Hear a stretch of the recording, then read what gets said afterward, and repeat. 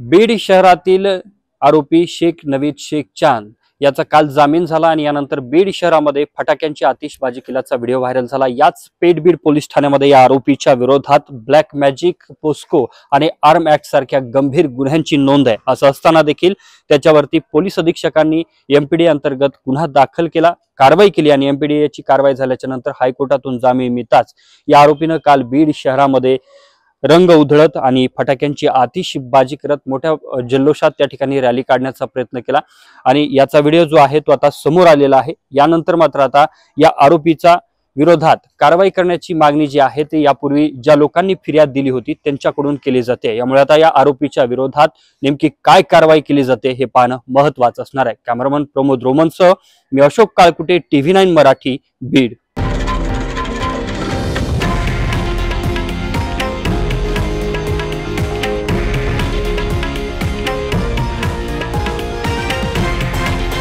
हे आहे देशातील नंबर 1 न्यूज नेटवर्क आणि आपण पाहत आहात TV9 मराठी, एकमेव।